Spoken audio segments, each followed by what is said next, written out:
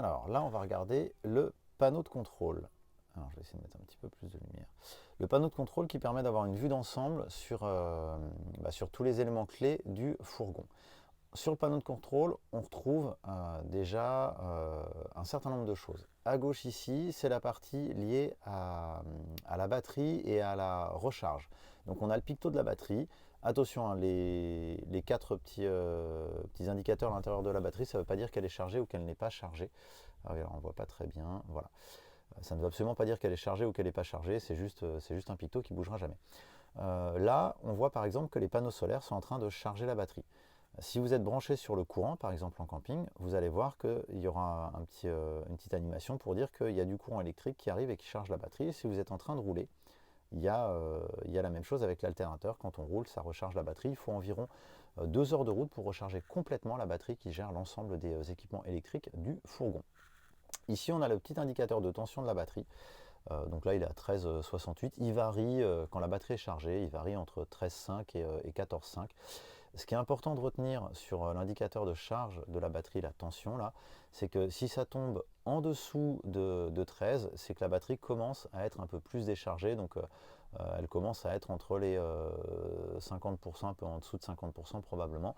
Et il ne faut surtout pas, évidemment il se met en veille, il ne faut surtout pas que la batterie descende en dessous de 12 volts.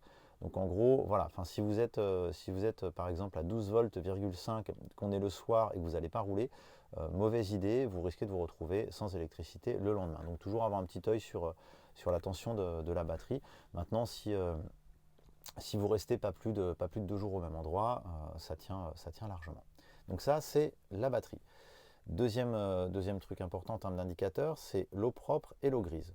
L'eau propre, c'est le réservoir de 110 litres qui vous permet d'alimenter la douche et le robinet des toilettes, et évidemment le robinet des toilettes, le robinet de la cuisine et justement la chasse d'eau des toilettes. Voilà. Donc il y a 110 litres d'eau. Ce qu'il faut savoir, c'est qu'en gros, comment dire, ça vous indique la quantité qui reste. Donc quand vous le remplissez complètement, le réservoir, vous êtes à 100%. Dès que vous commencez à le vider un petit peu, il va vous afficher, il va attendre, dès que vous arrivez en dessous de 75, il va vous afficher 75. Dès qu'il arrive en dessous de 50, il va vous afficher 50. Donc en gros, ce qu'il faut retenir, c'est que quand vous êtes à 100, c'est que vous êtes entre 75% et 100%. Quand vous êtes à 75, c'est que vous êtes entre 50 et 75. Quand vous êtes à 50, entre 25 et 50. Et quand vous êtes à 25, c'est que vous êtes entre 0 et 25. Donc en gros, quand vous arrivez à 25, pensez à regarder où est-ce que vous allez faire une recharge en eau. Et là, les eaux grises, c'est quoi? C'est le réservoir des eaux qui sont les eaux usées, utilisées. Donc c'est ce que vous avez utilisé quand vous êtes douché ou ce que vous avez utilisé quand vous avez par exemple fait la vaisselle ou vous êtes lavé les mains dans le lavabo de la cuisine. Les toilettes, c'est une cuve complètement à part. Les eaux grises, il va vous indiquer, ça marche dans l'autre sens. Par exemple, là, il y a marqué 25%. C'est simple, moi, le réservoir d'eau grise, je l'ai vidé. J'ai juste rapidement lavé l'évier. Et donc, ça me dit, les eaux grises sont pleines à 25%. Mais attention, ce n'est pas elles sont pleines à 25%, c'est elles sont pleines entre 0 et 25.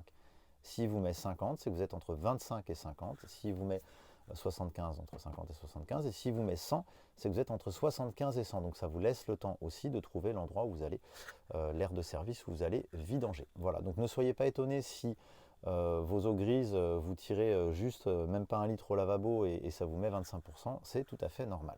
Donc ça, c'est les indicateurs pour suivre la charge de la batterie, le remplissage, ou plutôt ce qui vous reste en eau propre et le remplissage de la cuve des eaux grises. Et en dessous, vous avez 3 petits pictos. 3 petits pictos qui correspondent à l'activation des fonctions en électricité et en eau du fourgon. Le premier, c'est pour toutes les lumières.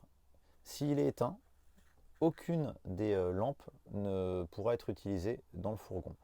Voilà, donc moi souvent quand je sors du fourgon, quand je quitte le fourgon, je coupe ces 3 petits indicateurs, ces 3 petits boutons là quelque part, pour éviter qu'il y ait de la consommation qui se fasse électrique, qui se fasse toute seule et qui vide un peu la batterie. Donc ça, c'est les lampes, ce qui veut dire que par exemple, la lampe qui est sur la chambre du toit relevable, hop là, voilà, là je peux l'allumer et l'éteindre, c'est un bouton tactile. Donc je vais l'allumer par exemple. Et là, si j'éteins mon petit picto, Voilà, la lampe est éteinte et je ne peux pas ni l'allumer ni l'éteindre. Si je rallume mon petit picto, la lampe, bah là comme elle s'est éteinte. Voilà, je peux la rallumer et l'éteindre. Tout simplement. Donc ça contrôle toutes les lumières. Donc si vous voulez avoir de la lumière dans le fourgon, il faut que ce petit picto-là, ce petit bouton-là soit activé. Celui-là, c'est très simple, c'est la pompe à eau. Donc tout simplement, si vous voulez pouvoir tirer de l'eau au robinet ou dans la douche ou, pensez-y, sur la chasse d'eau des toilettes, mais il faut que ce petit picto-là soit allumé pour que la pompe soit alimentée en électricité, tout simplement. Et une fois qu'elle est alimentée, bah, c'est très simple, vous pouvez tirer de l'eau. Et on entend la pompe qui se déclenche, voilà, tout simplement. Donc ça, hyper important d'y penser. Celui-ci, moi en général, quand je me pose, quand je m'arrête quelque part, je l'active tout de suite pour être tranquille, parce que sinon, pas de chasse d'eau dans les toilettes. Et le dernier, c'est pour tout ce qui est prise USB. Donc toutes les prises de recharge des appareils électriques. Donc des prises USB, il y en a un petit peu partout dans le fourgon. Et donc voilà, si vous voulez pouvoir utiliser l'électricité pour charger votre smartphone, votre tablette ou n'importe quel appareil qui fonctionne sur l'USB, il faut tout simplement que ce petit picto-là soit activé. Et puis ça vous permet aussi d'utiliser tout simplement l'autoradio, par exemple, pour utiliser la radio ou pour brancher votre iPhone dessus et avoir des enceintes sympas. Et de la musique dans le fourgon, voilà, même quand le moteur est éteint. Donc ça, c'est le petit picto qui est ici, le petit picto vert. Petit point de détail, si par exemple vous voulez cuisiner, donc c'est un fourgon avec 2 plaques gaz, il y a l'allumeur des plaques gaz qu'on entend là, voilà.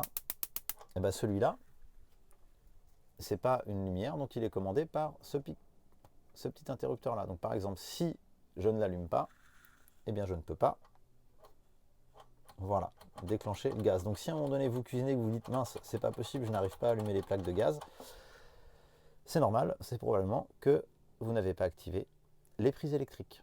Voilà.